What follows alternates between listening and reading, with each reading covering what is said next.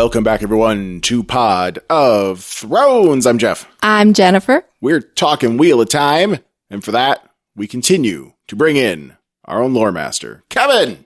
Kevin. Hey, guys. Hey, How's Kevin. it going? Kevin, before we begin the show, we left on sort of a cliffhanger with you, where you seemed uncertain that you were going to have a nice Thanksgiving. It was actually nice.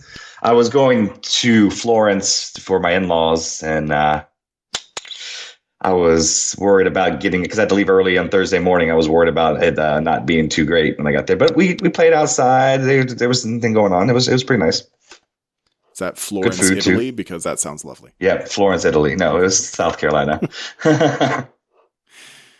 I was hoping for Italy, but good. I'm glad you had a nice holiday. I heard there was a lot of people just biting their nails, worried that you were not going to have an amazing holiday. So I had a good one. Thank you. The kids were good. The food was good. How about you guys? You guys have a good one?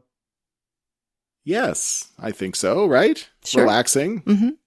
We didn't cook, didn't have the kids, just brought in food and did our own thing. Had a friend over, had your mom over, Jennifer's mom. Not your mom, Kevin. Oh, well, my mom, she could have came. Yeah, it was all right. And since then, we've watched a couple episodes of Wheel of Time, but we've got more than that. We've got Game of Thrones headline, just one. We've got a mailbag for first time in a while. Santa's letters? That would be cool. But no, I'm afraid Santa has not reached out. I know he listens, but he never really wants to talk about it. But I know he listens. I can see the stats, and there's definitely a couple people in the North Pole downloading this show. Mm-hmm. Yep. That's awesome. Mm-hmm. Hi, Santa. Ho, ho, ho, indeed.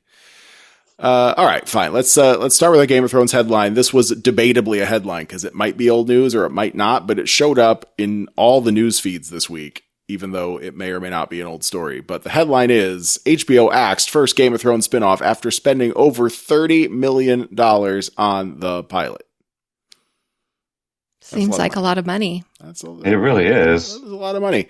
Yeah. I mean, I have to imagine that 20 million of that went to graphics. Well, or set building, right? Because you build all those sets and then you can reuse them. So each other individual episode probably doesn't cost that much to make in comparison. I assume they also have to pay for like the actors.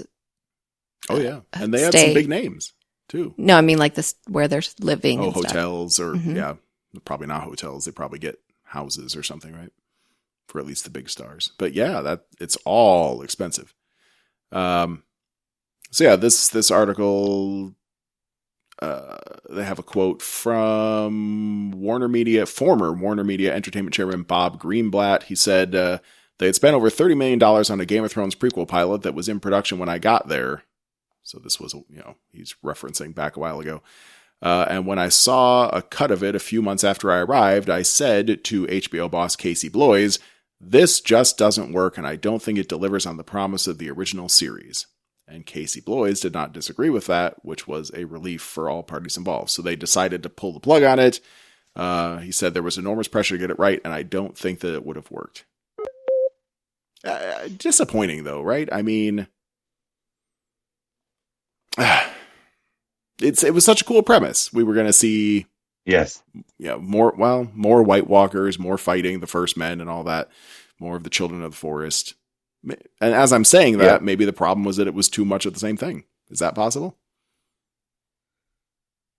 I have no clue. Who knows? I'd like to see that stuff. Anything is possible. I mean, I would have liked to see it too, without a doubt. And I always say, right. One of my favorite things was when Jon was beyond the wall. There was a lot of good stuff that they added into that. Yeah. I mean, you had a Hard Home. That wasn't beyond the wall, but we'll talk about. They had the Caster's Keep, that whole thing. Mm-hmm. I mean, that wasn't in. I don't know. Wait, Craster wasn't in the books? No. The fight where they went and got him and stuff. Oh, that wasn't okay. Yeah. When they took Craster down. Yeah. Well, Craster. Well, no. When he went and took care of the mutineers there. That wasn't in there at all. Right. Well, Craster obviously would not have been in this show, but maybe there was some other things like him that have been happening over the course of thousands of years, right? The White Walkers have to come from somewhere. Yeah, I mean, that's what I'm just saying. I just like the stuff they added back over there. And I'll say this, too, is that in the end of the show, good or bad, however you feel about it, the White Walkers weren't really the big bad. They weren't, I mean, it was one episode, one hell of an episode, but then they were done. They weren't really the threat that we all thought they were, so perhaps it would not have been too much of the same thing if they had had a show more focused around them. I don't know. But anyway, $30 million, that made headlines. I don't know why, if it's an old headline, that it suddenly came back to the surface. So I'm sorry if this is old news, but I don't think we talked about it before. But I just saw that and was like, wow, that's a lot of money. It is a lot of money. What would you do with $30 million to burn, babe? Go on vacation, quit my job. That's Help it? the house. Just go on vacation? I don't know. What would you do? Well, probably quit my job. Wouldn't you? You kind of have to, right? Yeah. I mean, I'd probably end up volunteering somewhere or maybe doing business that doesn't make money. I'd probably want to take that kind of money and like put it into something I'm passionate about. Mm-hmm. Something silly, maybe like your podcast. Podcasting, board games, things I love, but try to turn it into something that could pay for itself. Maybe, you got to have some initial startup, but then, maybe you can make something good that you can coast along on after that. Sure. I wouldn't want to turn it into billions. That's just silliness, but the problem with doing something. So you'll be making your own board game then, is what you're telling me. At least one. Yes. Maybe a gaming company. Yeah, there you go. Or gaming company. What were you saying? The problem with doing something you love is what, babe? You don't love it anymore if it's a chore to get up and do it every day. But isn't that supposed to be the dream? Is find some way to get paid to do the thing you're passionate about? I don't think it's realistic. Find a job that you enjoy okay and have your things that you love as a hobby. Wow. Quite the down to earth, I don't know, maybe realist take on that. I mean, it's true. Well, I don't know if it's true, but I'm in my 40s. So if I could just shift over to just do stuff I love for the next 30, 40 years until I'm too old to do anything fun, I think that would be fair. Sure. $30 million just to go as far as it used to, though. Let me just tell you that. Right. Very true. Very true. I could spend that in a day. Buy a yacht. Brewster's Millions. Remember that movie? Yep. Yes. 30 days to spend $30 million, but you can't have anything to show for it. Oof. I do that every month. It's a good life you I'm live. just kidding. Yeah. I'm going to open up the mailbag. Don't do that very often. I know you guys are out there. You can always reach out to us, and you know that. In fact, let's just talk about that now. How can they find us, babe? You can reach me at jennifer@potofthrones.com or the Kid Free Weekend on Twitter. Nope. Damn it! At Kid Free Weekend on Twitter. There you go. Okay. It's been a while.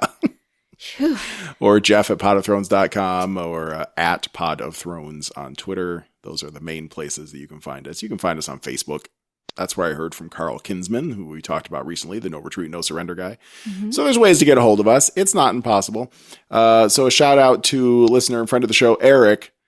He wrote after listening to our first 2 episodes covering the first 3 of Wheel of Time. And he said this. He said, just listen to the latest episode. I can understand your dislike of Rand. But, as Kevin said, they've aged the kids up. And I don't think they've aged up all his behavior. Rand, as a teenager, acts like a teenager. What really became most annoying is his repeated use of the phrase, why me? And then he also says, and the red hair, and I wouldn't want to say this, except what just happened in in these 2 episodes we're about to talk about. Mm-hmm. He said, and the red hair and tallness is a bit of a hint as to his heritage. Right. I thought that when I first saw him. Or when they first said. When they first talked about the Aielmen. Yes. Yeah. And the ogre came out and said it. It is very red. Ogier. Yes. Yeah. So I responded and said, I said, is the hair bit about Rand a spoiler? Because I wasn't sure how I should feel about that. I can't remember if we had said anything about it in that previous episode. Mm-mm. But he said that Jennifer mentioned his red hair, and he is pretty tall. Are Aielmen always tall? Yeah, they're tall. They're like, they describe them pretty much a foot above everyone else. Oh, well, okay. Rand isn't that tall, but yeah. He is tall. So you won't tall. mistake them as what I'm. I mean, they probably exaggerate a little bit, but they're definitely taller than. He's the tallest in the group, I would say. Perrin's kind of tall. Mm-hmm.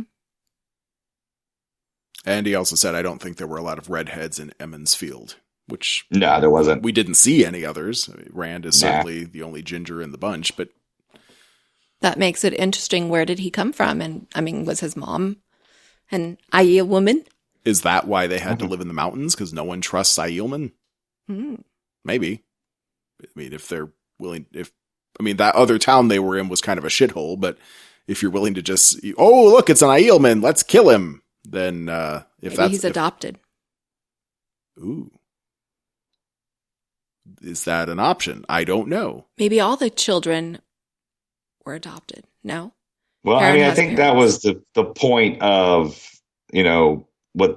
what they were going for in that opening episode was that they could all be the Dragon Reborn based on them not, having the same characteristics, not knowing parents and things like that. So Wait, the Dragon Reborn isn't supposed to know his parents? I think that's just what the prophecy had said something about that. Oh. I must have missed that if they talked about that in the first episode. They might not have.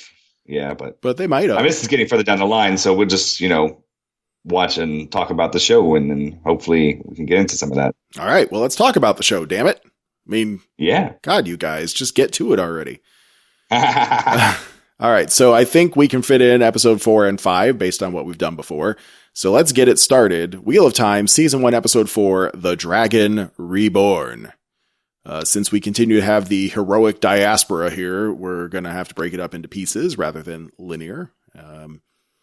But we have to start with the flashback because that fits in with nothing else. We start in Ghealdan. Now, I believe that was a place that was mentioned when was that where the White Cloaks were going after they confronted Moraine? Yeah. Okay. So yeah, we had heard a couple times about someone was marching an army on Ghealdan and there's a war raging in Ghealdan. We had heard that a couple of times. So now we finally get to see what had happened. Yes. What can you say? There's a city under siege. We don't really see an army if Logain has one at this point, and it seems like he does, but we really just see Logain.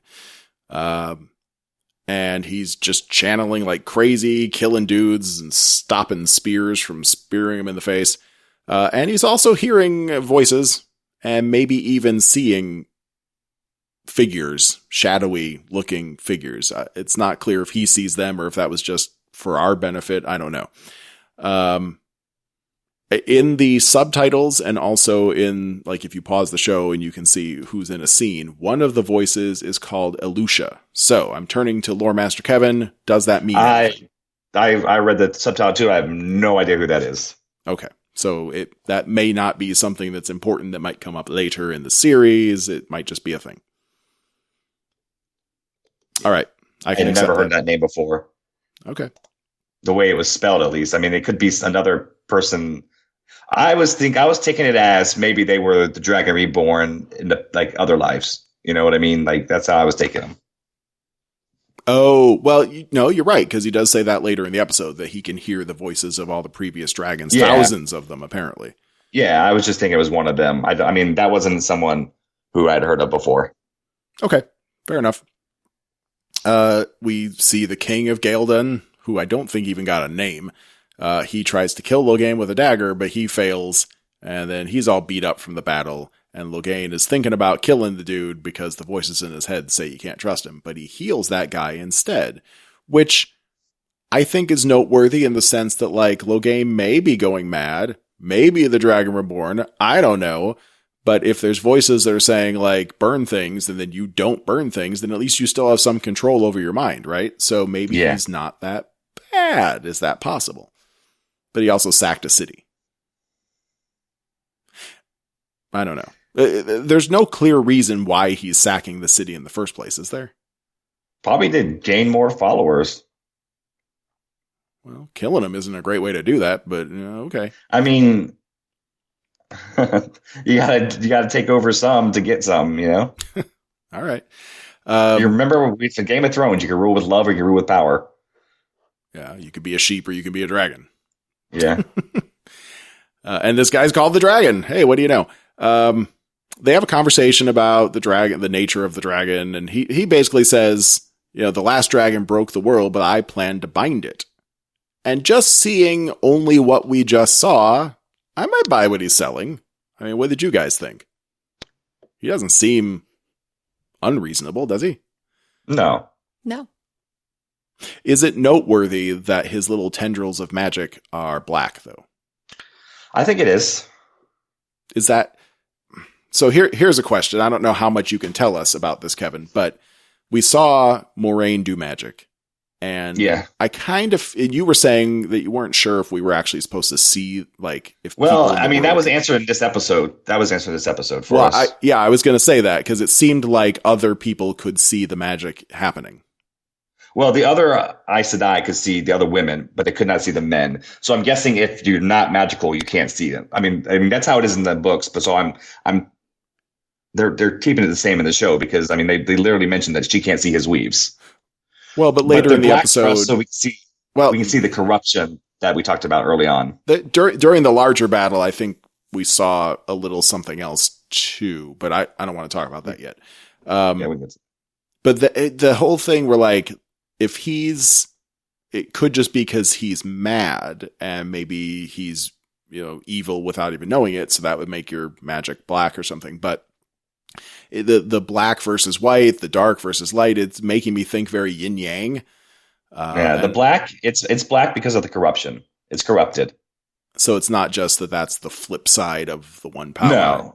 No, we talked about this from the very beginning when the world was broke. It was only that men went to fight, the Dark One. And right as he was about to be imprisoned, he reached into the source and tainted it, is what happened. Okay. Well, if that's all true, that's why they hunt down men, because men, they go crazy because of the taint in the power.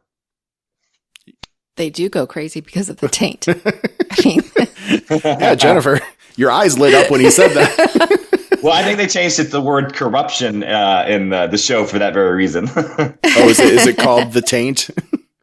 Yeah. Honest to God, if there's any point in the books where someone says, and then you touch the taint, I want that on a t-shirt. It probably is there. I mean,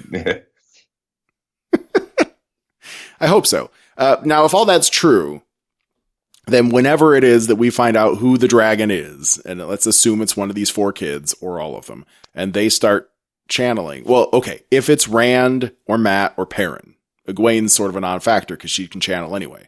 So if she's the dragon, whatever. But if it's one of those 3 boys that starts channeling, then we better see white tendrils coming out of him instead of black. Otherwise... Why? You're still going to be touching the one power. But the black means it's tainted. And if you're the dragon, then it shouldn't be tainted, right? No, because it's still... There's 2 sides. There's the men's side and the women's side. The men's side is the ones that tainted. So, I mean, if he's touching it, he's still going to get it. It's still going to be tainted.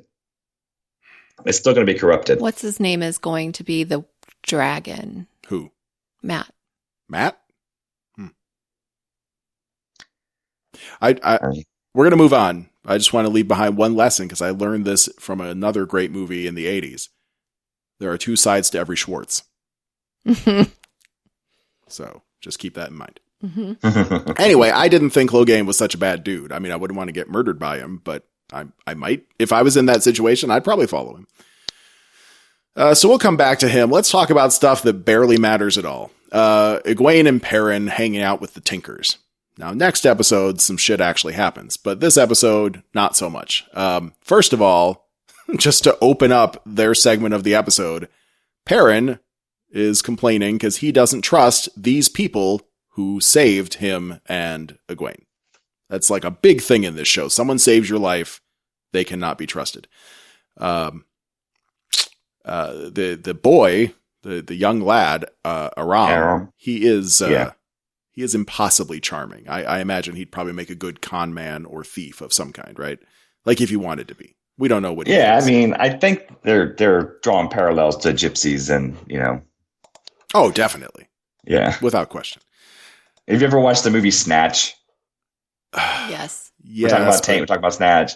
I mean, there was a different side of the gypsies there, but they still were able to talk people into stuff. So I would think it's more of being able to talk people into stuff on his side is what it was. Oh, I'm sure he can. I haven't seen Snatch in so long. I barely remember anything. But Brad Pitt was in it, right? Yeah, and he was a gypsy. Oh, okay. Well, there you go. All right, but we get some exposition about the Tinkers or Tuathans. They follow the way of the leaf. Yep. We talked about this some. I think her name is Isla. She's talking about this. They're total pacifists, which I think you had mentioned before, Kevin. Yep. And then Isla asks Perrin about whether weapons ever made his life better. And she mentions a few different things, but kind of hones in on axe, which makes him feel seen in a bad way. But it's something to think about. As did picking up that axe make your life better? And obviously his answer would be no. The Tinkers have a pretty nice life, except maybe for being vegetarians, because that would bum me out, just as it bums Perrin out for sure. But we see them have a really fun evening with festivities, dancing. Everyone's having a great time, except Perrin. Aram clearly has the hots for Egwene, right? Can we all agree on that? Yes. He likes her. And they're dancing, kind of, but she asked about the song, the thing that I think he's the one that introduced that concept to us. Do you know the song? And he doesn't believe in it, but he says it's supposed to bring harmony to the world. And it was something his ancestors knew, but it was lost when the world was broken.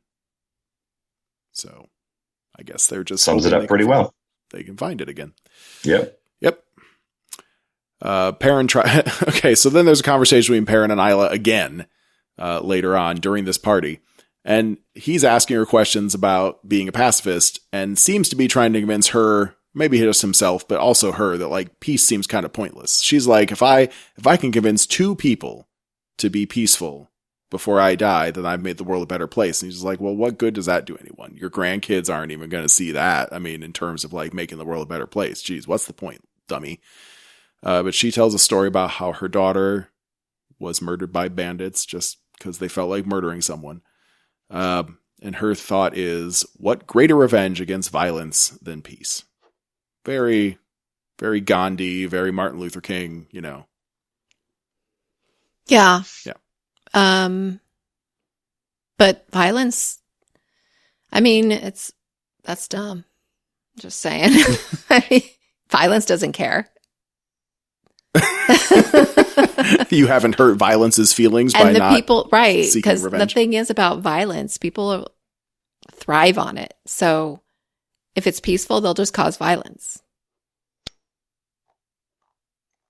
Well, yeah. I mean, so it would make violence happy if there was peace, because it's like, I got a job to do. Well, but I guess the question could be like, so let's say you're a pacifist group, a pacifist people, and then some violent people come. Usually they're not just out to genocide. Usually they want something. Maybe a few people get killed. Then you might wind up enslaved or something. Maybe it's like let's just say it's that, right? They see pacifists. They can take advantage of your pacifism. So they chain you up and they put you to work. Well, that's just the way the wind is blowing, I guess, in their philosophy, right? Yeah. Mm-hmm. And do they? I'm not clear if they have a god or something. Does anyone in the world of time have a god? I actually have some questions about that for next episode. But but they believe in this. They believe in this concept. So well, I mean, in the Wheel of Time, in the third age, I mean, being resurrected, being the second, having another life. That's like the way it is. It just happens, They just know they're, resurrected later on.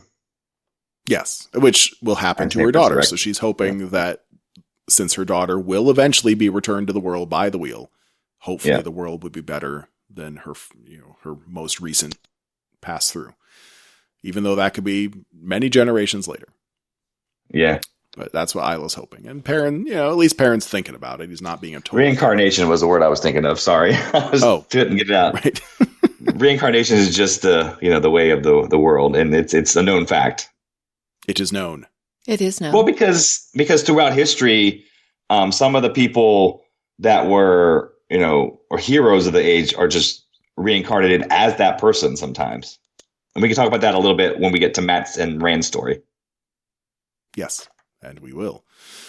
But first, there's just one last piece from this evening of festivities with the Tinkers. And I had to take a note of it because they're not just gypsies, you guys. They're also Amish. Aram's, still trying to get Egwene's attention, but she's clearly thinking about a dude. And then they have a little talk about the philosophy of the Tuathans, and he basically tells her that they have Rumspringa. Right? It's the whole thing that basically the Amish that's have. What that is, yeah. Right? When the Amish come of age, they leave their home and go out into modern civilized world, and they can do whatever they want. They can do drugs, they can fuck, they can party, they can get jobs and use electricity and all these things. And then they have to decide if they're going to come back or not. And I guess most of them do. But just as Aram says here, not all leaves return. Sometimes the wind blows away from the tree. So they're Amish gypsies. Okay. Amish gypsy pacifists. Are the Amish people pacifistic? Probably. You would think so. I think they are. I don't know anything about Amish. Got to go rewatch late 1980s classic Witness. And get a refresher on that. You do that. I will someday. Okay. Let's talk about Rand and Matt and Tom. Tom the Glee Man. All right. Hey, I have a very similar sentence to Perrin here. Rand doesn't trust the Glee Man who just saved them. What the fuck is wrong? I mean, fine, they're teenagers or whatever. He did rob them right away. I mean, I'm just saying. But they got their money back. Yeah. And then he saved their lives. Life more important than money, right? Right. And he's... Matt called him smart for thinking that Matt called Rand smart for thinking that there could be a plot where the only reason the Glee Man killed Dana, the Dark Friend, was so that he could be the one to lead them to the Dark One. Like, just people, come on. Yeah. But then they also mentioned that Dana said there were 5 dragon candidates in her dreams. Right. But you know who the 5th is? Well, the show immediately implies that it could be Logain, because as they're pondering that, like, who could be the 5th one, then the show cuts to Logain. But that seems like a red herring, not just because of what happens to Logain in this episode, but he's not the right age. Right. No. Okay. Well, neither is this person, but I think that's who it is. It's Nynaeve. Oh, well, Nynaeve suddenly turns out to be pretty magical. But we can get to that. Yes. Which we'll certainly get to, but I don't know. Well, I have to think there's someone we haven't met yet, because Nynaeve is a lot older than Egwene. Right. As we hear stories. She doesn't look much older, but we hear the stories in these 2 episodes. Mm-hmm. And Logain looks like he's probably 35. I don't know. He doesn't have gray hair yet, but he's definitely a lot older than these kids. So I have a feeling there's a 5th character out there that we haven't met yet. I don't know if you can say anything about this, Lore Master Kevin, but I'll just not say anything. You'll just sit on your tongue. Yeah. Okay. So they're traveling around. They're making plans to sneak into someone's barn at night, but that guy finds them out. He's a farmer with a bow and arrow. He's got a kid and a wife that also have bows and arrows. But Rand manages to talk them down. He's got some diplomatic skills. He wins the family over. They can stay in the barn as long as they muck out the stables. While that's happening, Matt starts to feel sick, as you would do if you were scooping out horse shit, right? No. Right. No? You don't just feel sick. The smell wouldn't make you want to go throw up? Well, maybe if I've not been on farms before, but you get used to it. All right, fine. Well, anyway, so he's not feeling well, and he throws up, and he's seeing something that looked... What was the name of the shadow town, Kevin? Shadar Logoth. Shadar Logoth. Yeah, that was it. Yeah. The Klingon town. Yeah. He's seeing that darkness creeping in, and he's got some on his chin too, and kind of gross. Right. So that's a thing. Maybe it's got something to do with his knife. Anyone? Well, Tom seems to think it's because he can channel. Right. And this is what we're talking about with the corruption or the taint of the channeling. I'm just gonna. I gotta laugh every time you say taint, but you don't let that stop you. We're all going to enjoy it. Right. So I mean, I think since he's left the Shadow of Goth, I think he has been kind of getting ornery and more mean and like lashing out more. So I think it's obvious that it's something to do with the dagger. I think so. I like that theory. I mean, he was nice, he was nice to his sisters, and he cared about his friends, and now he's yelling at them, jumping at little things. I mean, I think it's pretty obvious that it's something to do with the dagger. Now, he was nice to little Helga, who gave him a loaf of bread and a doll named Brigitte. Right. And so let's talk about Brigitte. Brigitte? The doll? Yeah. Well, the doll doesn't make it out of this episode, but go on. Yes, she does. No, he drops it. Well, I say, well, he gives it to her. All right, so Brigitte is an actual hero in the Wheel of Time. Oh, she is a person. Her name is Brigitte Silverbo. She's a heroine, and she's in a lot of the Gleeman tales. Always, like they think about her a lot because she gets spit out or spun out of the wheel. That's what they call it, as herself almost all the time. She always follows the same pattern when she comes out. She comes on. She's an archer, so she's really good with the bow. She comes out. Sometimes a soldier, but she's always linked to a man that she starts hating and eventually falls for. And so it always happens to her. That's how it happens with her. And they tell stories about her. So she's spun out all the time. So there's lots of stories about her. Is she always named Brigitte? She's gone by other names. Oh, okay. And it may be that she's gone by other names to not let people know who she is. Not to ruin more, but like, she's one of the ones. She comes out fully out of, into the pattern many times. She does take on different names, but it's always the same pattern. Perhaps she's our number 5. Maybe we just haven't met a Brigitte yet. Maybe. But we will. Right. So this was pure like book reader, fan service. Yeah, fan service. Okay. Putting the name of the doll on that. Well, I like that. It's good that we have those little things thrown in there. Because for me, it was just like, all right, that's cool. It's a doll. And it's a doll that doesn't make it out of the episode. She gets left behind. Okay, so while that's happening, yes, Tom and Matt are discussing. Well, Tom's telling a story about his nephew Owen, and Owen started channeling, and he was a deeply troubled soul. It was going crazy. Mm-hmm. And the red Aes Sedai found Owen and then gentled him. And after a few weeks of that, Owen couldn't take it anymore and just slit his throat at the dinner table one night. Yeah. So, I don't know. Let's just say Matt is channeling and going crazy because of it. Now, we haven't seen any evidence that he can channel. So again, probably the knife, but who knows? Tom's lesson from this was we have to keep Matt away from the Aes Sedai. Now, it sucks that his nephew died, but wouldn't his nephew have been pretty dangerous if he was going crazy and also throwing rocks at people using his mind? I guess. I don't know. Just saying. Mm-hmm. Sometimes there's that greater good that you have to think about, isn't there? Yeah. I don't know. I did like this quote from Tom. Just something about him being a simple Glee man, and he said the name Glee man is just a rapper. Nothing is more dangerous than a man who knows the past. I like that. I like that quote.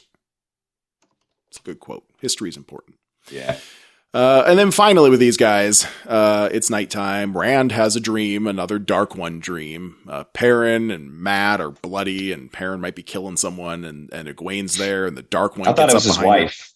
What? Oh, it might have been his wife. It looked like Yeah. he was hammering, but we didn't get to see who it was he was hammering, right? I don't think we did. Yeah. And then what I assume is the Dark One or Freddy Krueger, one of the two, gets up behind Egwene. It's all scary. And then Tom wakes Rand up, and Matt is missing. Cut to the farm family all being dead. And then here's an important question. Some things on Matt's face looks like kind of blood or something, and then it kind of like sucks away. It almost looks like when Wolverine got cut up in the X-Men movies and he would regenerate and like the blood would suck back into his body. It kind of looked like that. I don't know what we were supposed to be seeing there. Anyone? It was corruption. It was corruption on his chin. Corruption on his face? Yeah. And it got sucked back into his face? Yeah, it happened earlier too when he was sick. Well, I thought he was imagining that. But maybe not. No, Okay. That was happening. So pure corruption coming out of Matt's face. All right. So he has his knife out, so now at least people know he has a knife. And he points it up at the ceiling and says, like, I see you or whatever. And sure enough, there's a fade up there. Mm-hmm. Right. When I saw this, I thought it was Matt, like, right away. I'm like, oh my God, Matt's gone. Like, you know.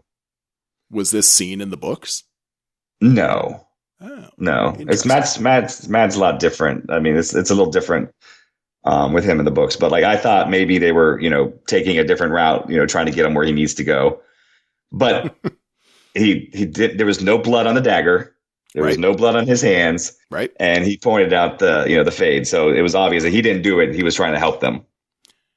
But one thing that bothered me about this was that the fade came alone. Why didn't he have an army? Where was the army? Where's all the Trollocs? See, this is where the trivia that you watch that and I'm going to see if I can pull it up on, because sometimes it disappears. It actually explains how the Fades travel and why they could be there alone ahead of time. Okay. Pull that up. And then while you're pulling that up, I just want to clarify for anyone watching. So we did figure out where the trivia is. Anytime you pause a show on Amazon Prime Video, it shows you like who's in the scene. And then next to that says X-ray. Now, every time I've watched anything on Amazon Prime, I just thought the X-ray was here's who's in the scene and the names of the characters they play. I didn't think there was any more to it than that. But in an attempt to find what Kevin was talking about, to make sure Kevin wasn't crazy, it turns out that you can move your cursor around and select X-ray and then click on that. And then you get a whole bunch of other stuff. Yep. And that includes the section called trivia. Yep.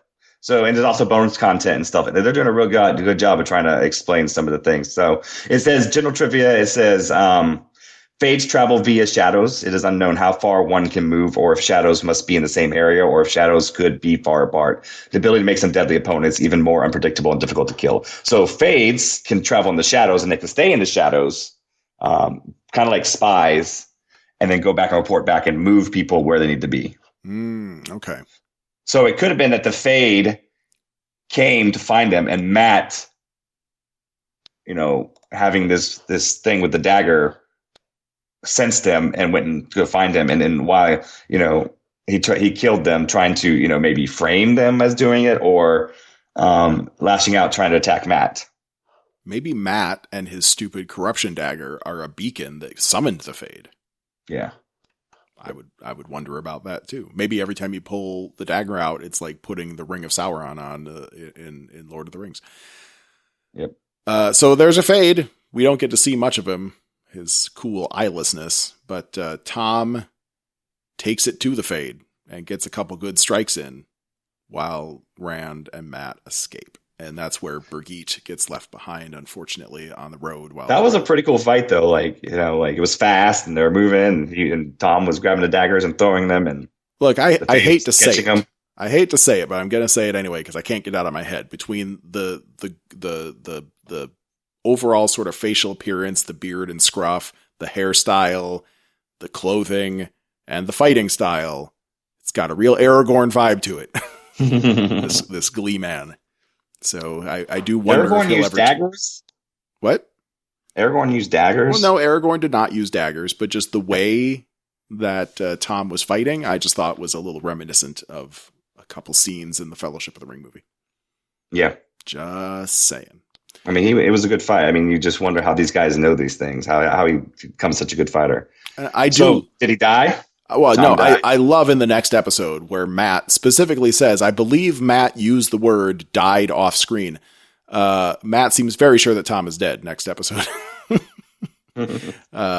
But clearly Tom not dead because Tom. Because you didn't see him die. He's not dead because you didn't see him die. Correct. If you don't see them same thing die, happened they're with not dead. Nynaeve. You didn't see her die, so you knew she was still alive. Right. Yeah. Exactly. Like we saw What do you Dana think, die. Jennifer? Dana's not Do you coming think back. Tom's dead? No, of course not. Okay. All right, let's talk about the big shit in this episode, the Aes Sedai camp. This is the shit that really matters. Okay. We meet so many new characters. Karene. Oh, God damn it, these pronunciations. Karini? Yeah, Karini. Karini. She heals Morgaine, which I thought was interesting because the green are the warriors, but I guess they didn't have any yellow Aes Sedai with them. Well, we talked about this. I know they can all heal. I know. They can all heal. Some of them do, less than, But Karini's tired. They could have gotten another Aes Sedai to do it. And that's where we learn about the concept of shielding. Keeping Logain shielded is exhausting, so this prevents him from using any of his corrupt taint power. His dirty taint power. They've got his taint shielded heavily. You're going to start using taint. No one's going to touch that taint. And apparently, with 9 or something Aes Sedai in this camp, only Karini, Liandrin, and Alana are strong enough to shield him. Until now. Because Morgaine can help. Morgaine. How did that show up on my... Okay. Moraine can help. And then we also get mention of the Amerlin Seat, who has commanded that Logain makes it to the White Tower intact. No gentling him in advance. Yeah. I'll just say now, they don't seem to be making very good progress, keeping him shielded all the time.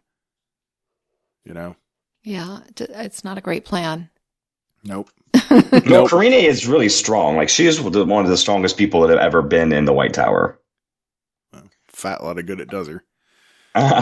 So the fact that she can't hold the shield by herself and is tiring her out, let Moraine know that, this guy, Logain, is pretty strong in the power. Yeah. We also meet Steppen. He's Karini's warder, and he and Lan are doing some training, but it gives us a chance for some exposition because we hear that the Amerlin Seat is not super fond of Moraine. The Amerlin Seat being a person, not a chair. Actually, it's both. She is both a person and a chair? The Amerlin Seat it describes the person and it describes the chair. Oh. It'd be like if you told the what? Yeah, it's both of them. Okay. Okay. And Steppen goes off and talks to Karini for a while, and they discuss how both Moraine and Lan are kind of hard nuts to crack. Everybody wants to know what Moraine's agenda is, and Moraine does not want to talk about that. That's a running theme through this episode and the next. And they also talk about how Liandrin really just wants to gentle Logain and get it over with. But she's not going to disobey the Amerlin Seat, or will she? That's the big question of the episode. I feel like if she was going to disobey, she would have dropped her shield, causing kind of the same type of thing that ends up happening. But, well, she would have done it on purpose. She was there when it happened. She might have caused it on purpose. Right, but I don't know. we can talk about what happened there. All right. But yeah. Moraine does get her half of the shield up, and she is marveling at Logain's raw power. And then her and Alana are talking about the past, and they're talking about the return of the Dark One, and they clearly get distracted a little bit because all of a sudden Logain almost breaks out of the shield. And it almost seemed to come like, I think both Moraine and Alana were sort of like, could he be the dragon? He's got all this power. We don't really know that much about him yet. I think there was something happening there. But I also wonder if that was a chance for him to signal for help. Put out a little beacon or something, right? Could be. Nynaeve is hanging out. Liandrin wants to chat with her and wants information on Moraine and what Moraine's up to. She calls Moraine a spy and a meddler. I would say the blue Aja are probably the most spy-like. They have the biggest eyes and ear network. But what is their actual job? They're to watch for the dragon, right? Well, no, they do. Their job is really justice, Justice. They look at righteousness and justice. They go out, and they try to make sure that that's what they have in the world. That, there's a right, it's wrong. I mean, if there's a wrong, it's righted and stuff. And like, that's their idea is, they are there for truth and justice. Okay. All right. But anyway, Nynaeve just wants to get to the White Tower so she can find her friends. And there you go. Nynaeve tells Lan that she thinks Leandrin is a snake. And I want to talk about that for the episode 5, like all this politicking. Like, I'm not sure what I'm supposed to think of Leandrin, but I don't think she's that bad. Anyway. So Nynaeve hangs out at the Warden campfire, which seems like a nice place. The warders are all hanging out, telling stories, making fun of Lan, having a laugh. Some of the Greens come and collect their warders, and it seems like the Greens maybe just like to fuck. Seems they just like want it. as many warders. Like we talked about the red not having any warders. The Right. green will have as many as they want. Right, but their attitude when it's like, okay, we're going to bed. Yeah, it's like a really good throuple. Mm-hmm. Well, yeah, Karini specifically. Oh no, it was Alana that comes and collects 2 warders who were already kind of snuggling up to each other at the fire, and then she comes to get them. And she a couple times during this episode and the next, she comes across as thirsty. I'd say she definitely. I mean, they say that she would have as many as she wanted. Yeah, she could have up to 10 warders and still not be satisfied or something. Yeah, But the warders aren't necessarily lovers. Not for necessarily. the green, they usually are. Usually, the green is. Greens That's like usually what it's like for the. Yeah. Okay. There you go. I mean, they are the fighting ones. So like they're the ones who stand ready for the last battle. So they're out. They're always at the head of the war. They're the first ones in fighting. So they live with death. Coming in any time. So they like to live it up. I think that's fair. Sure. Enjoy yourself. You deserve it. Yeah. If you see a green with only one warder, it's probably they're usually married to him. Aw, isn't that nice? Lan leaves the fire to go back to Moraine, but they do not fuck. But they do mention what I was saying before, which Lan says Logain is 10 years too old to possibly be the dragon. Because Moraine's like, I don't know about this guy. He's pretty powerful. You gotta know that all that they have in their mind for the Dragon Reborn is the what they talked about at the very first episode, that there was a vision of who the dragon was. So that's all they're going on, and that's a prophecy. I mean, it could be wrong. Oh yeah, the lady whose eyes were so white she couldn't see, but she could see. Yeah, I remember that lady. Mm-hmm. But they also mentioned the Dark One doesn't seem to be after Logain. He seems to be after the other 4. That could be important. And Moraine, this was just a little tidbit of like the whole warder relationship thing for what's to come. But Lan had been drinking that night, and apparently Moraine gets extra emotional when he drinks. I think they threw that in there on purpose just to help establish. Right. We talked about this with their bond that you could feel. Yeah. Yeah. All right. So it's the next day. Karini's talking to Leandrin about a plan. Leandrin's trying to drum up support to gentle Logain. But Karini was not part of that plan, and she is definitely against it. They got to get him back to the White Tower. Lan's having some morning ritual. Nynaeve kind of spies on him, and then she has her own little ritual where she says something in the old tongue. She doesn't know what it means. It's something her parents said to her before they died. Lan's nice enough to translate it for her. We shall go into the land so our children can always hold us, and we will never be alone. And we'll never be alone. Mm-hmm. And he also mentions that he's kind of impressed by her. They're getting a bond going. You might be right, babe. Maybe, just maybe.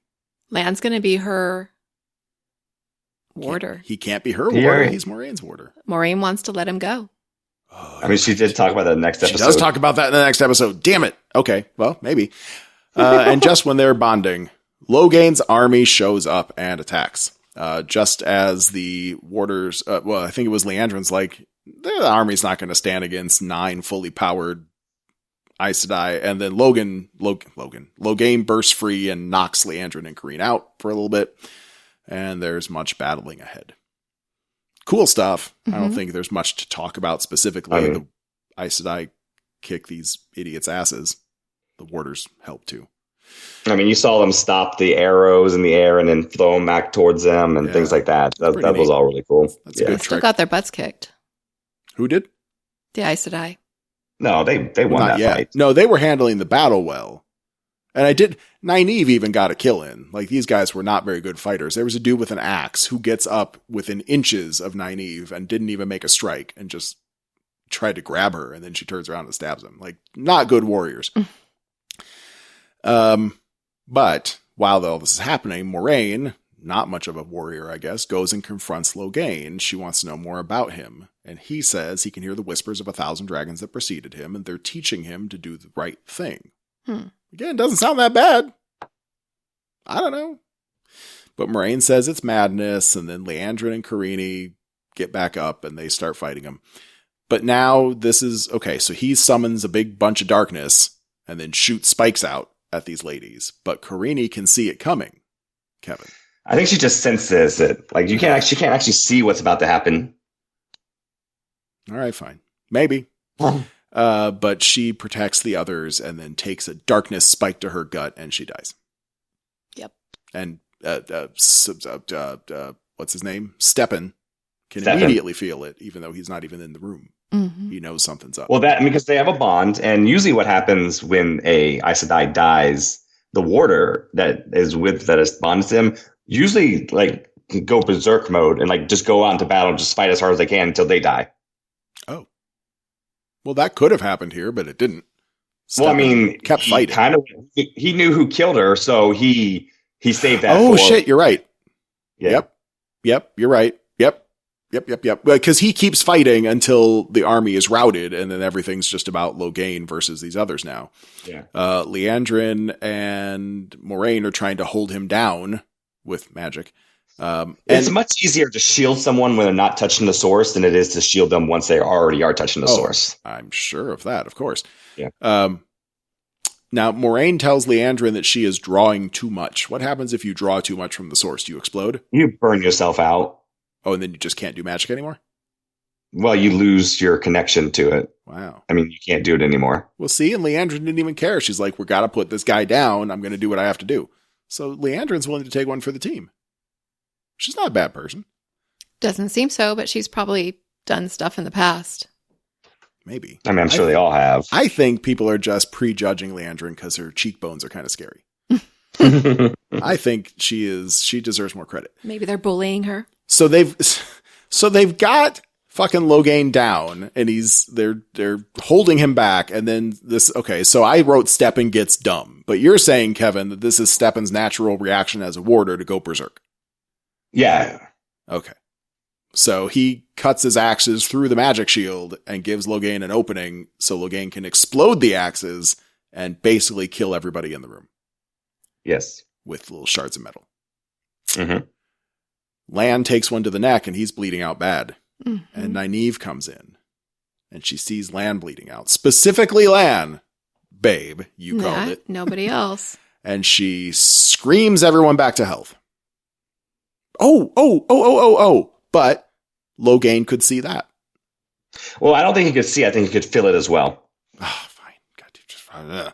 I mean, he could just feel the power. That's why he was like, what he said about the 1,000 suns. All right. Well, I just feel the power because they can feel the other people. They just don't. They don't see the weaves. All right. I want to in the stories they talk about when these girls, when they're younger, when they first ever touch the source of the power.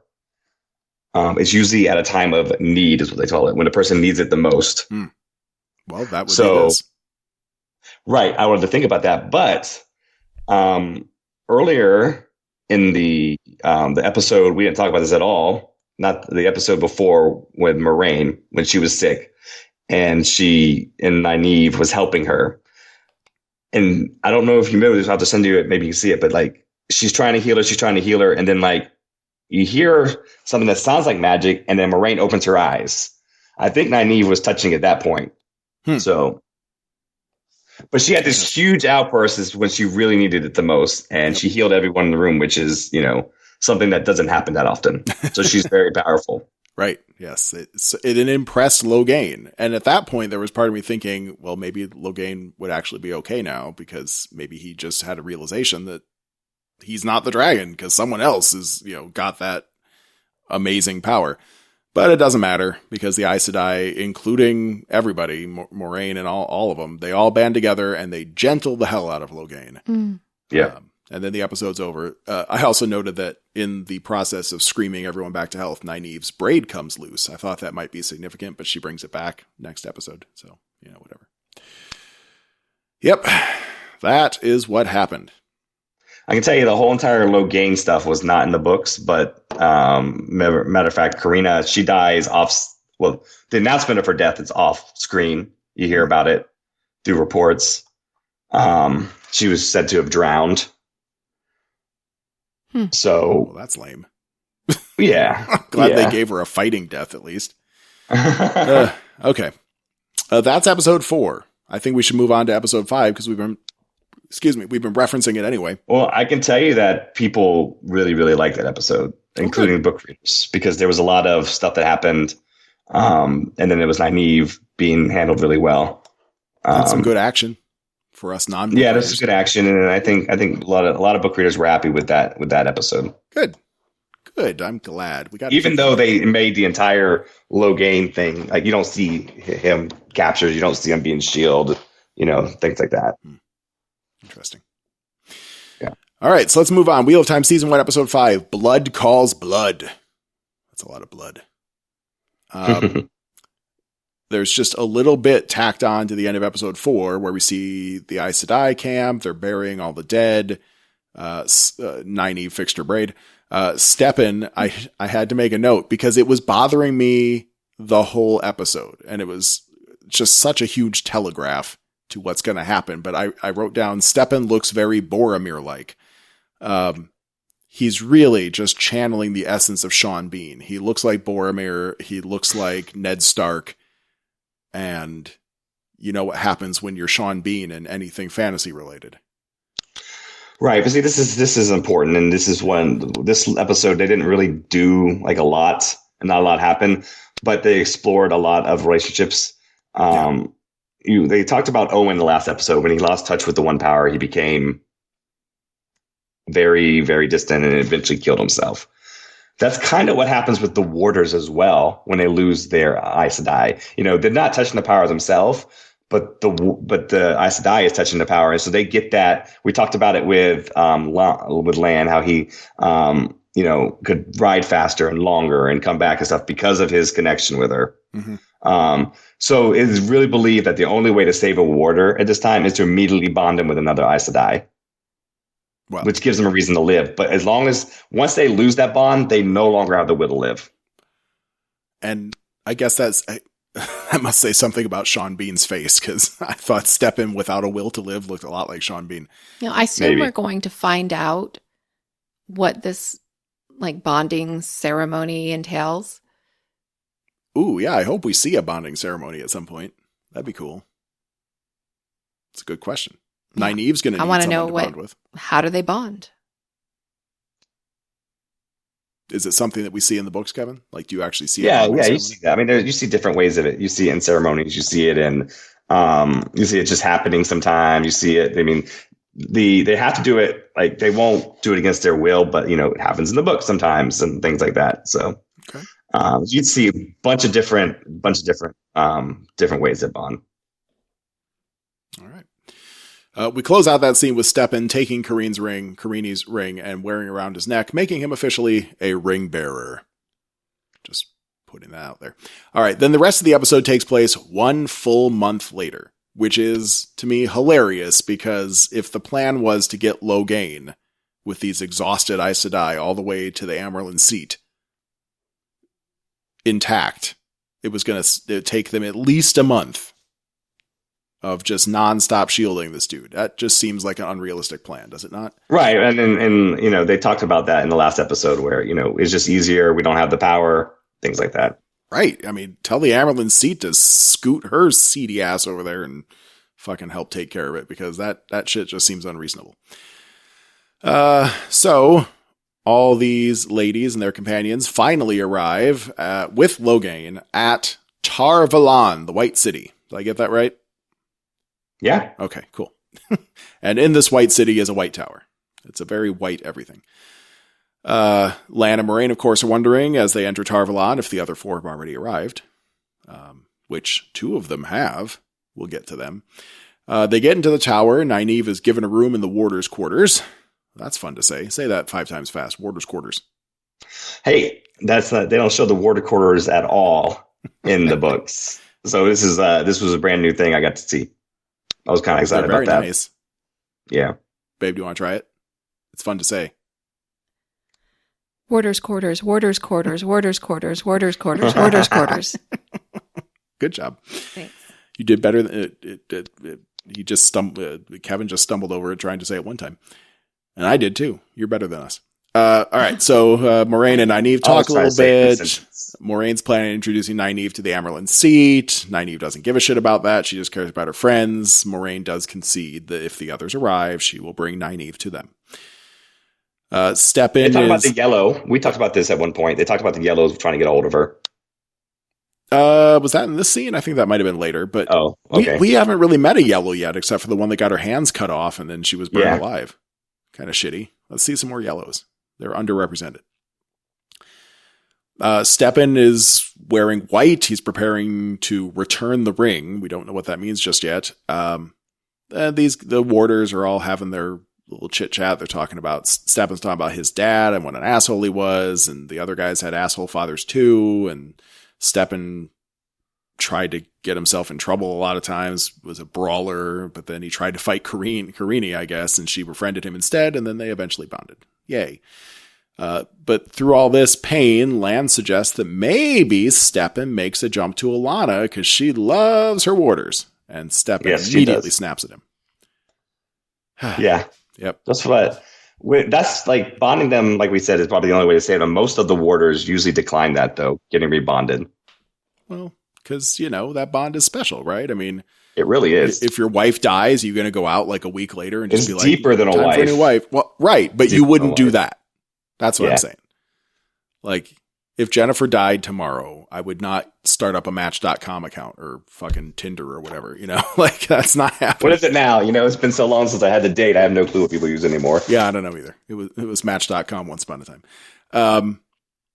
Right. So, but since it's a bigger bond than just simple marriage, then it was kind of a shitty thing for Lan to suggest, but he's concerned about his friend. I get it. He just wants his friend to be okay. And then Steppen the ring bearer goes up to a burning ring of lava and drops the ring in, and we watch it dissolve. So, again, so many things, Lord of the Rings. But it did bring up the question in my head, are these rings magical? Are they just a token? I'm sure that most of them are just a token. There are magical artifacts, and I think we saw one in the very first episode.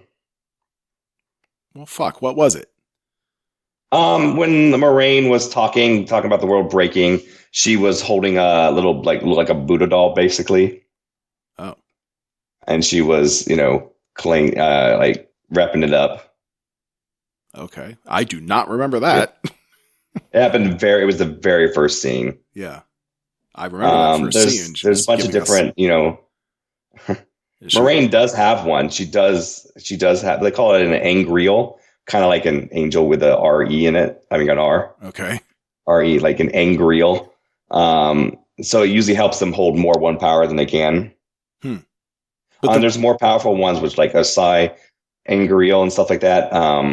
So they are, I'm sure there's probably rings out there that are probably like that as well. But the rings that the Aes Sedai wear every day, those are just more uniform. Probably, yeah. They're supposed to be a lot smaller. Oh, well, yeah, they are pretty chunky. Yeah, they're usually a lot smaller and stuff like that, but I think they just made them bigger for TV.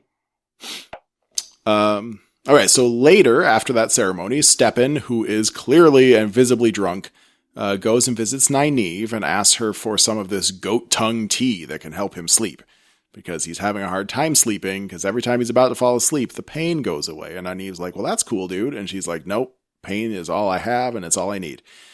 Right, she gives him the tea, and then she takes that opportunity to wander out of her room a little bit. So, of course, as soon as she steps foot outside of the warder's quarters, Leandrin shows up.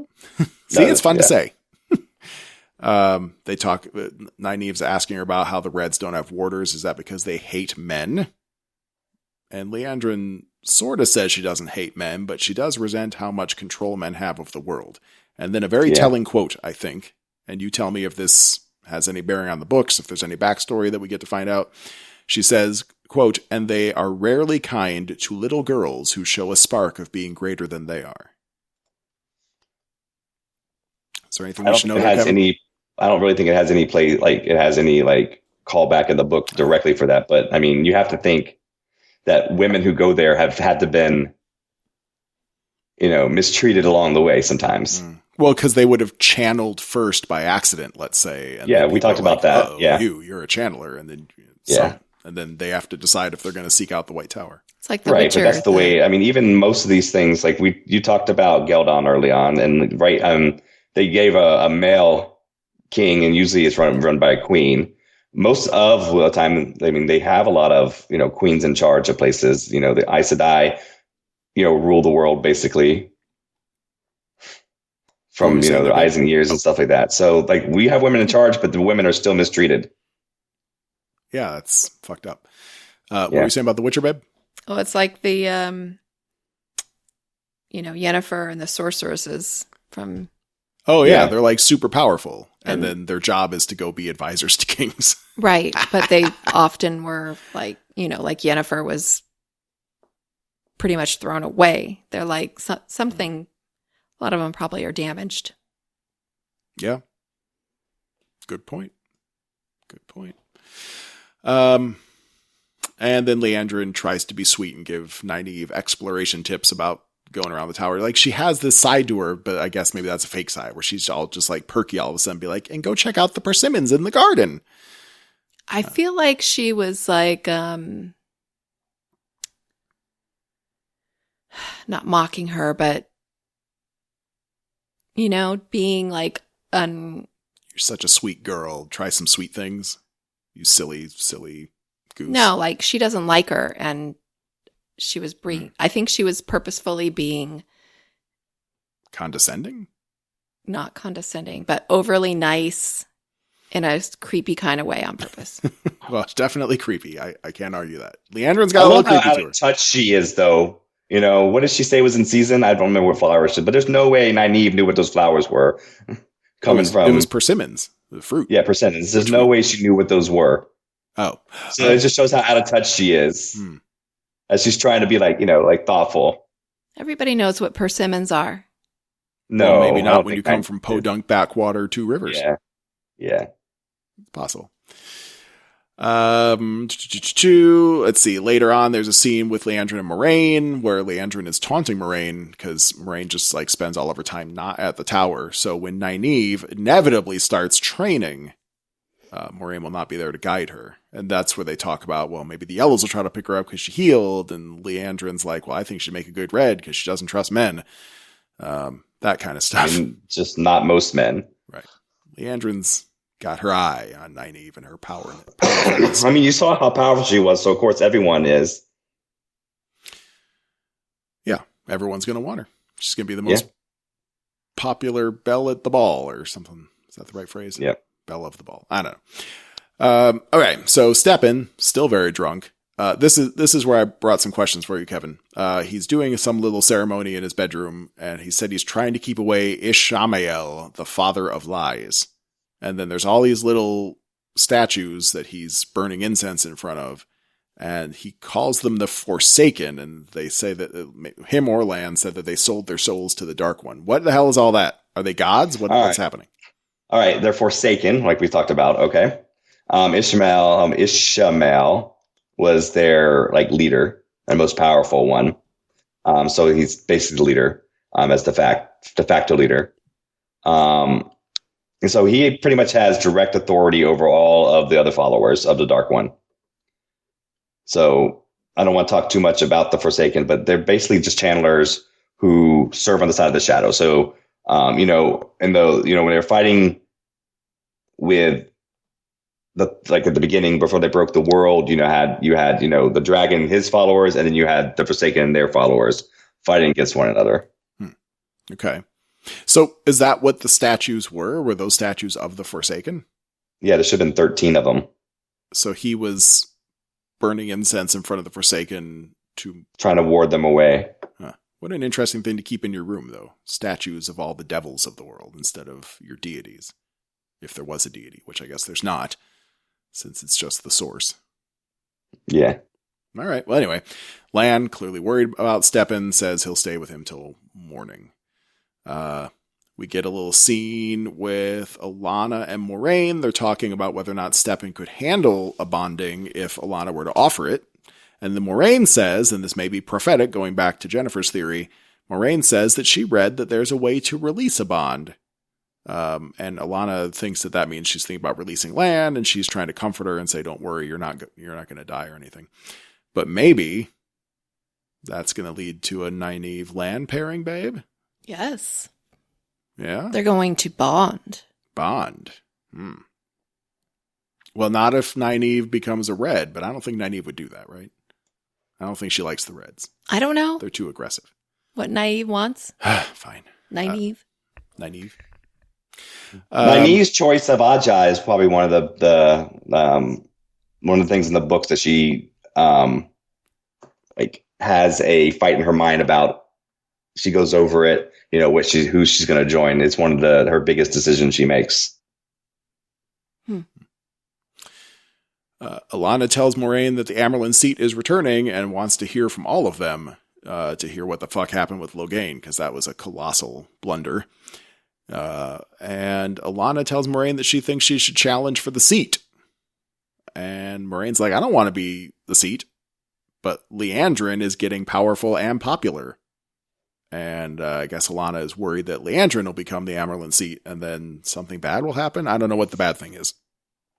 That one, I'm not really clear. I guess they'll maybe purge all the men of the world or something. I don't know. But she does mention that Moraine has two powerful enemies in the tower, which I guess is Leandrin and then the current Amerlin seat. Is there a history that we should know, or is that not being exposed yet on purpose? Let's see what they're saying in the trivia about that. I don't want to talk too much about it. Okay. And then finally, for this tower portion of our episode, Steppen and Lan, they're hanging out at night, they're drinking, yada, yada, yada. They're talking about Nynaeve. Steppen thinks Nynaeve and Lan have a thing. She is falling for him. Jennifer must have felt very satisfied when she saw that happen on screen. All right, so the only thing they say in the trivia is the Emerald seat is both a literal seat and the title of a woman who leads the Aes Sedai. She's considered the most powerful woman in the world, having the ability to demand the immediate presence of a king or queen who would give automatic deference to her position. All right. So it's a very powerful seat. I'm sure we'll get more exposition about Moraine's history with the Amerlin seat later. Yeah, that's all they talk about. They don't really talk about what their history, like what they do in it. So, I mean, you'll hear about it some. Okay. Lan's trying to play this whole Nynaeve thing cool, and he just guzzles his drink or tea or whatever it is. But then, oops, it turns out whatever he was drinking was spiked with goat tongue. Steppen snuck out in the night and killed himself. Lan failed in his guard duty. Again. That wasn't his fault. He was, drugged. He was drugged. But he still feels like a failure, as we see in the next scene. They're doing a funeral ceremony for Steppen, and we have Mongolian throat singing. That was an interesting thing to hear. You don't hear that very often. And there's a lot of chest pounding, and Lan is screaming. Nynaeve is not handling it very well. It's a powerful, emotional scene. And Lan's definitely going to have a sore chest. Yeah. Yeah. Seeing the emotion play across Moraine's face as Lan was suffering was also interesting. For sure. Mm-hmm. Yeah. Right. So that was the whole White Tower portion. Now, Rand and Matt, I thought about it. What? I thought about it some. I can tell you, I know without spoiling too much, that the current Amerlin seat was in the blue Ajah with Moraine. Oh. Before she ascended. So they have a history. I don't think that's ruining anything. Yeah. Okay. Yeah, I'm saying they were together. They were both in the blue. So. Well, that means they know a lot about each other. So Yes, there's they something do. about Moraine. I was just thinking about maybe I should tell you or not. I didn't want to ruin anything, but yeah, I could tell you. That's fine. I don't think that's a spoiler. It's Yeah. interesting. It makes me want to know more. And Yeah. hopefully we'll get some more answers before the season's over. All right, let's talk about Rand and Matt. So no more Tom, the Glee Man. He's not with them this time. They've taken him with just some random nomad people that are walking. Matt looks like shit. Rand looks okay. In the distance, Rand sees a mysterious volcano, and apparently Tar Valon, the White City, like sits in the shadow of a huge volcano.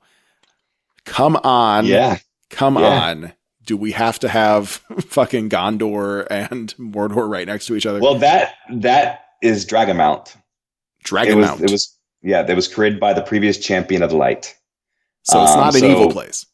So this is, well, I mean, let me get to the story and you decide whether it's evil or not, okay? Okay. All right. So we talked about how when the dragon imprisoned the Dark One, they returned with, the corruption in the source. Mm-hmm.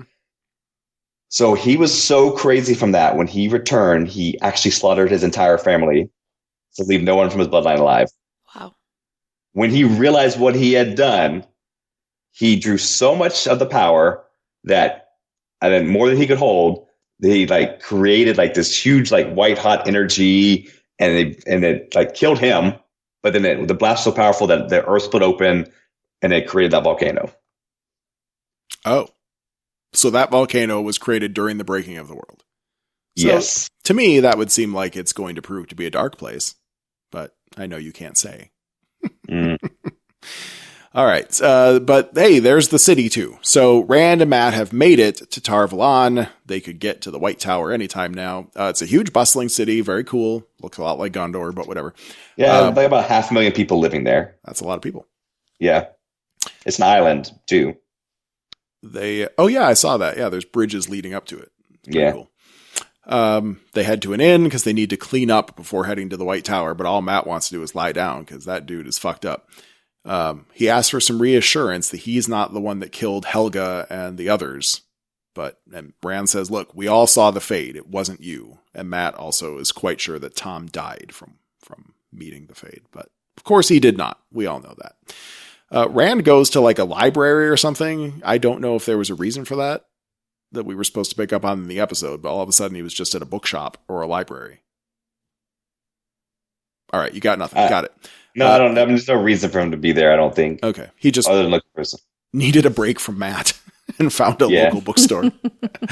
And that's when we meet Loyal. Hey, wait. What? You missed something completely important. What? Did you guys not? You watched it twice, didn't you? Yeah, I did. Did you not see Pat and Fane show up? Who? Wait. The merchant from the very first episode. Oh, No. Kind of backed out. Where?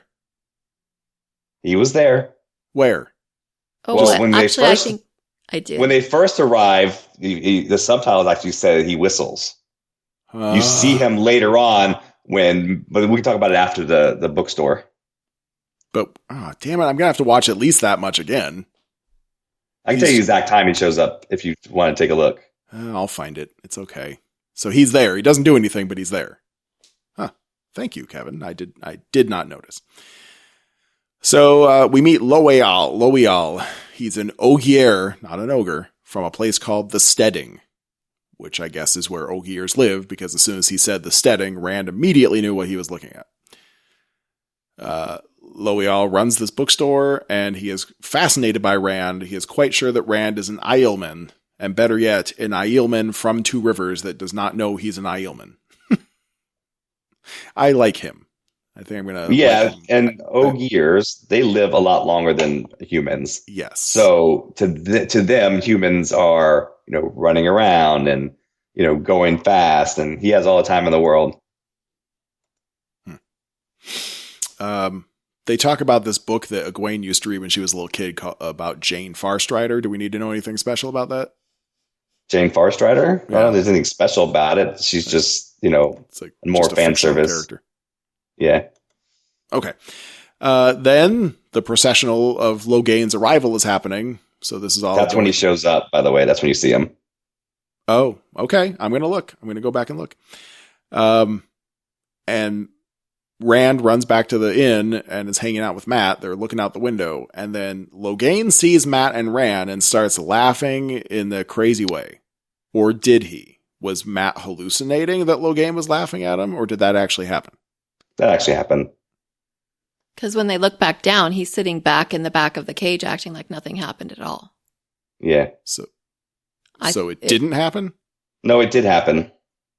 I don't know. Well, for Logain to see anything special about those two, I was wondering maybe he hasn't lost all of his powers?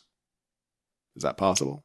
It could have been that he saw him in the, like, when he was touching the power, he had a dream about him. One of his many visions? Yeah, could be. Yeah. And then Matt and Rand have a little conversation where they pledge to not let each other go mad like Logain did. I don't know if that means kill me or if it's something else. They didn't quite make it clear, but they've agreed. They're not going to. I'm sure it's kill him. And then Loial shows up at Rand and Matt's door. He found Nynaeve at the White Tower. What a good dude. I love this guy. I hope he hangs out a lot as the series goes on. Matt looks really bad at this point, and she's trying to take care of him. He snaps at her, and we kind of hear something, and then in the subtitles, too, it says, quote, distorted whispers. So he is going crazy. She says he needs rest, which I don't think that's doing him any good. He's not resting. He's not sleeping at all. Yeah, he's just going downhill fast. But she immediately gave up on him because he snapped at her a little bit. Kind of silly. Rand tells her, Nynaeve, in private, the theory that maybe Matt is channeling, and that's why he's going crazy. And then Rand, once again, makes it clear that he doesn't know if he can trust Moiraine. Fucking guy. They talk about Egwene. I mean, well, Nynaeve doesn't trust her either, so, I mean, he's preaching to the choir on that one. Well, fine, but, like, Nynaeve just saw what Logain was doing and how these ladies were fighting against that. Give these people some credit, please. For Pete's sake. They talk about Egwene. We get some backstory on Egwene that she had something called breakbone fever when she was young, and she fought it off like no one else ever has, which leads us right into the Egwene and Perrin story. So that's it for Rand and Matt this episode. Not a lot happens to them, but I do love Loial. He's my new favorite character. All right, Egwene and Perrin also see the White Tower just off in the distance. They've almost made it to their destination with these gypsy people, but their wagon train gets stopped by white cloaks. The guy that we were calling Commander Iman apparently is also named Child Valda. So he's got a lot of titles and a lot of names. His name is Iman Valda. So Valda's his last name, according to the X-ray feature. Yeah, so he's there. The Tinkers are going to stop. He wants these kids. He sees them off in the distance because, of course, they peek their head around the corner. And he recognizes them from the previous conversation with Moiraine, which was, I don't know, a few weeks ago? No, it must have been a couple months ago, I think. I don't know. The Tinkers are going to stop these guys with passive resistance, the power of joining hands. The power of love. They might as well have tried a Care Bear stare for all the good it did, because it just led to lots of beatings. It looked very unpleasant. But Egwene and Perrin run off with Aram, and Aram says the White Cloaks will not kill his people. Is it like... Is there a curse or something? Like if you kill a Tinker, something bad's going to happen to you? Karma? What's happening there? Why wouldn't the White Cloaks kill these guys? Well, I think they're not. I think that's against their religion or whatever. For the White Cloaks? Mm-hmm. Well, yeah, but why would it? But they can kill lots of other people. Why would it be against the White Cloaks' religion? Because they're peaceful. They've done nothing wrong. I'm still confused if the White Cloaks are good guys or not. I know they think they are. Well, we talked about this when we talked about the third episode, is that there is a distinct difference between, schism. There's a distinct difference between the questioners, right, which is what, Chadavada is, and, the other White Cloaks.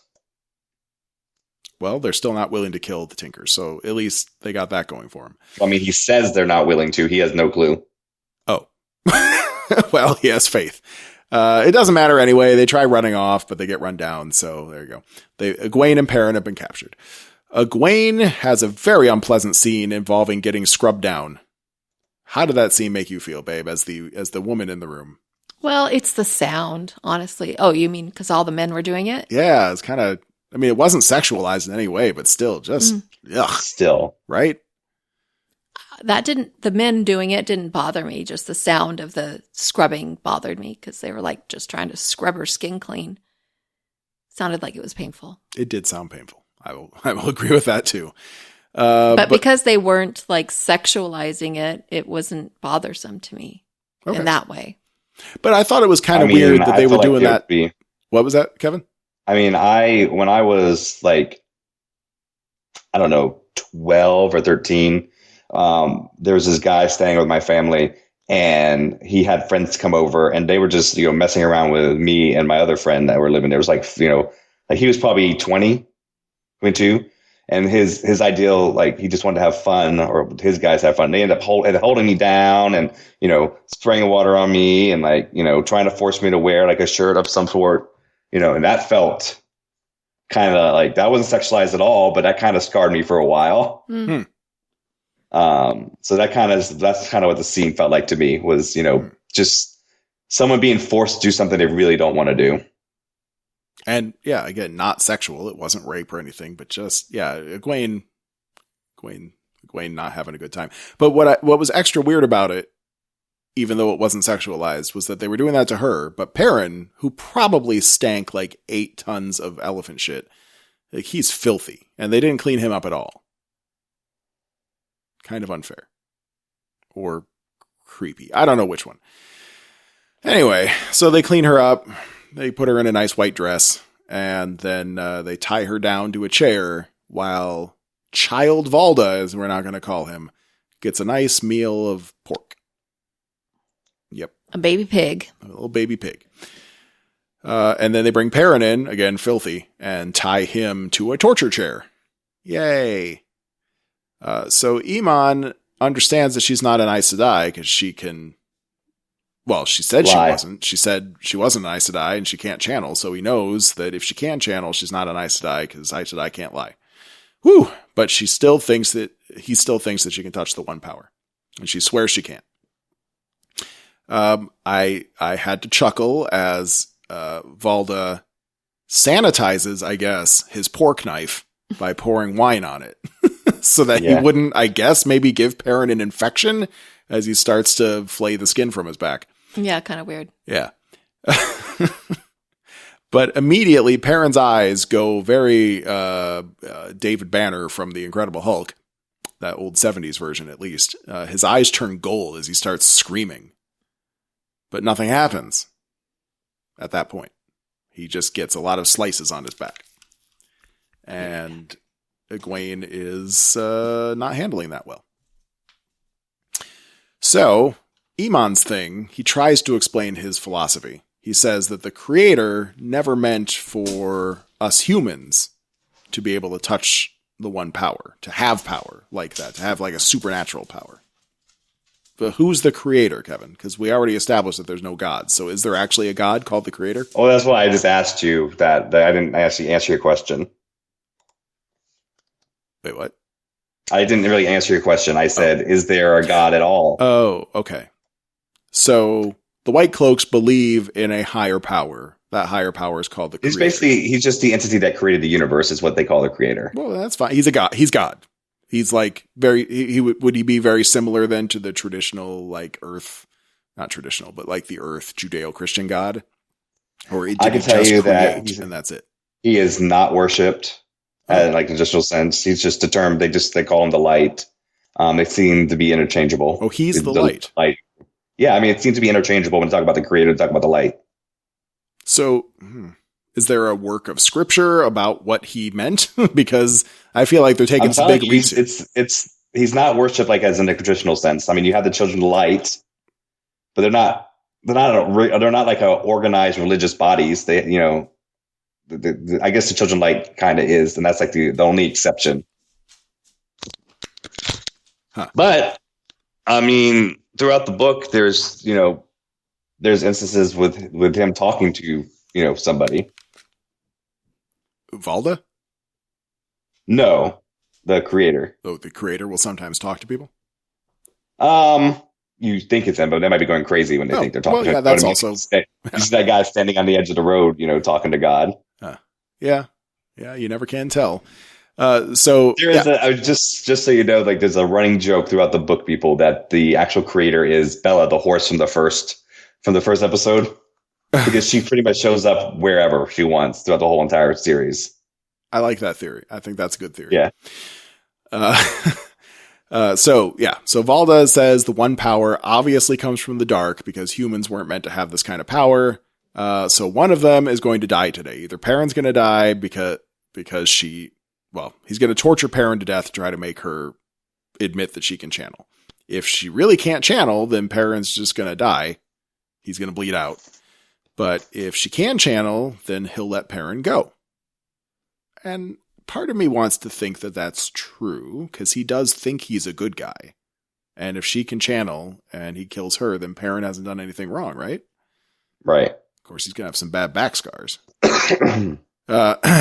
I did notice also Perrin was like foaming at the mouth. I don't know what they're trying to get across to us here, but they really have no qualms about making him look gross. Egwene always gets to look fine. Rand seems to always look fine, but Matt and Perrin, they're not the pretty ones, I guess. Mm-hmm. So they have a conversation. Perrin thinks that he should be the one to die as they're conversing alone. He deserves for killing Layla, so he tells the whole story about what happened. We know that story.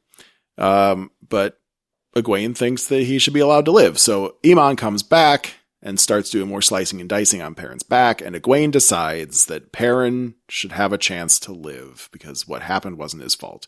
So she's going to channel. And Iman, practically pulls out a bucket of popcorn and just, is ready to sit back and watch what's going to happen.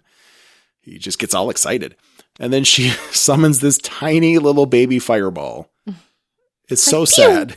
Yeah. Pew, pew, take that. And it hits him and then it fizzles out. So there's something protecting him anyway, because there wasn't even a scuff mark on his. All right, so let's talk about that real fast. All right. So you want to figure out how Aes Sedai can hold off whole armies, but then get captured by this guy. Right. If he has something like that, like an Ingariel we talked about early on, that could dissipate the power. That could be one way. The other one is he knew, maybe it can tell him who can channel. And when there was, three people who could channel in a group, when he ran into them out in the woods, he decided that was too many for him to take on. Because while, the Aes Sedai cannot use the power itself, the warders don't have any of that restrictions. They could also make a tree fall on top of them. They didn't actually use the power. The tree fell. He just happened to be there. Okay. So I'm just saying, there's other ways to hurt him that's not the power itself. So taking on three at once, if he has a something that can sense them, is not what he's going to do. Sense the power. Sense that they have power. Well, so when he says, "I know you have power," it could be something that he has on him, sensing that she has power. Perhaps, but then it also has to be something that's going to protect him at least a little bit from that power. And it could be that she wasn't trying to hurt him either. She was doing it as a distraction. Oh, yeah, it could be. It could also be that maybe he is also a channeler without realizing it, but he only uses it defensively. So we saw Nynaeve have a huge outburst, with huge power. Right. But then we saw Egwene have, a small one, but she had more control of it because she did the little fireball, but she also sent something to Perrin's ropes at the same time. Oh, fucking hell. Is that what happened? No, I thought he broke them because he was all I thought he did now. that himself because he was Take a look at it again. They're on fire. Well, I saw the rope smoldering. I'm not going to argue that, but I thought that was coming out of Perrin. No, she sent the fire to him. So she distracted them and sent fire to the ropes. Well, but then the very next thing that happens is he's laughing at the shitty little fireball. Perrin, because he didn't see her do what she was trying. Her whole thing was distract him about the fireball and didn't realize that he had burnt the ropes. Well, that's why he freaks out. He comes alive when he comes out of the ropes. Right. But Perrin breaks, so he gets the rope out, but then busts the chair apart. But then he's got the glowing gold eyes. So then when Iman turns around, he says, "Light, protect me. What are you?" before he gets stabbed and then sort of taken down. He's a werewolf. I'd be fine with a werewolf. I think that'd be cool.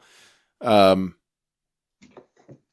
don't know. I thought it was something coming out of Perrin unintentionally. I honestly thought Nynaeve was trying to do whatever she could just to channel so that Perrin would get let go. I didn't think that she was trying to free him directly. She was. Was this in the book? No. Kind of foreshadow, though. The whole point is that she's strong because they talked about how strong she was. So Nynaeve shows her strength by, having a huge outburst, and Egwene shows her strength by being able to control it. But there's still something going on with Perrin. He's got a supernatural something going on with Perrin. Yeah, there's something going on with Perrin. Fine. So Eamon gets stabbed, but of course he'll be back because heroes do a crap job of neutralizing enemies. And meanwhile, outside the tent, the wolves have saved the day. And that'll be a thing I'm looking forward to exploring because maybe that is Perrin's power. Maybe he controls wolves without even knowing it. Or maybe someone else is controlling wolves. And if so, who is that person? Well, the wolves did lead them to the Tinkerers in the third episode. I know. And they also licked his leg. So he's got a thing with the wolves, but what is it? Well, either someone's controlling the wolves and saying like, nobody's controlling the wolves. Well, or the wolves are like, or the wolves just in their own heads are like, we got to get these guys to the Tinkers. Which one is it? They're protecting them. Okay. Are they protecting both of them, or are they just protecting specifically Perrin? And they're like, well, Nynaeve is with, or Egwene is with him. Well, make a prediction, damn it. I think it just has to do with Perrin, and if Perrin cares about somebody, that person gets protection too. But is his magical thing wolf related? Yes. Well, you just said he's a werewolf. Yeah. I mean, he's together. Right. I mean, it specifically seems to be with the wolves. Mm-hmm. You don't see any deer or frogs or anything following them around. That'd be a shitty power. We're saved by the frogs. The frogs are here. They're going to take out the white cloaks. Oh, that would be a hell of a thing. All right. Well, that brings us to the end of both of these episodes. I know this is a doozy of an episode, but we record when we can. So deal with it. This will last you a couple commutes, people. Thanks for joining us. You know how to reach us, and it's in the show notes too if you want to chime in. For instance, what is Perrin's power? Did he break out of his bonds, or did Egwene help? I don't know. I know Lore Master Kevin seems very secure in his beliefs, but I would like to hear some feedback. So let us know, anyone, anytime, and we will be back soon with the next episode or two. Sound good, everybody? I think we lost Kevin. Did Kevin fall asleep? No, I'm here. Sounds good. Sounds good. All right. I was waiting for Jennifer. Oh, well, that's nice of you. Very gentlemanly. Mm-hmm. All right. Yeah. Well, until next time, guys. You know what? Are you going to sing it with me, babe? No. Kevin? No. No. You go for it. The wheel of time keeps on turning. Next time, babe, you're singing with me.